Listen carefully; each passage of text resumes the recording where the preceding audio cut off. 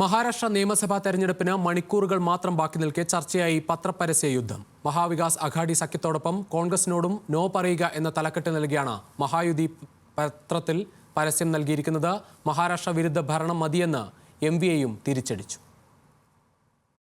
നിയമസഭാ തെരഞ്ഞെടുപ്പിന് മണിക്കൂറുകൾ മാത്രം ബാക്കി നിൽക്കെ പുതിയ പോർക്കളം തുറന്ന് ഇരുമുന്നണികളും. പത്രപരസ്യങ്ങളിലൂടെയാണ് ഇരുമുന്നണികളും ആരോപണ പ്രത്യാരോപണങ്ങൾ ഉന്നയിക്കുന്നത്. 2008 മുംബൈ ഭീകരാക്രമണം മുതൽ കോവിഡ് കിറ്റ് കുംഭകോണം വരെയുള്ള സംഭവങ്ങളെല്ലാം ഉയർത്തിയാണ് മഹായുതി സഖ്യം കളത്തിലിറങ്ങിയിരിക്കുന്നത്.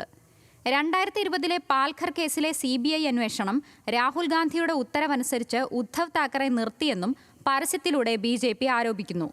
കൂടാതെ 2006 മുംബൈ ട്രെയിൻ സ്ഫോടനം, 93 മുംബൈ സ്ഫോടനം എന്നിവ ഉണങ്ങാത്ത മുറിവുകൾ എന്ന തലക്കെട്ടോടെയാണ് നൽകിയിരിക്കുന്നത്. അംബാനിമാരുടെ വീടിന് നേരെ ബോംബ് ഭീഷണി, അഴിമതി ആരോപണങ്ങൾ എന്നിവയും മഹാവികാസ് അഘാടി സഖ്യത്തിനെതിരെ മഹായുതി ഉന്നയിക്കുന്നു. മഹായുതി സർക്കാരിന്റെ പരാജയങ്ങളും അഴിമതിയും അക്കമിട്ട് നിരത്തിയാണ് മഹാവികാസ് അഘാടിയുടെ പ്രതിരോധം. ഹിറ്റ് ആൻഡ് റൺ കേസുകൾ, സ്ത്രീകൾക്കെതിരായ കുറ്റകൃത്യങ്ങൾ, മഹായുതിയുടെ പൂർത്തീകരിക്കാത്ത വാഗ്ദാനങ്ങൾ എന്നിവയാണ് MVA ഉന്നയിക്കുന്ന പ്രധാന വിഷയങ്ങൾ. മഹാരാഷ്ട്ര വിരുദ്ധ ഭരണം മതി, അഴിമതി സഖ്യത്തെ നീക്കം ചെയ്യാനുള്ള സമയമാണെന്ന അടിക്കുറിപ്പോടെയാണ് പരസ്യം പ്രസിദ്ധീകരിച്ചിരിക്കുന്നത്. നവംബർ 20 മഹാരാഷ്ട്രയിലെ 288 നിയമസഭാ സീറ്റുകളിലേക്കുള്ള തെരഞ്ഞെടുപ്പ്. National desk, news Malayalam.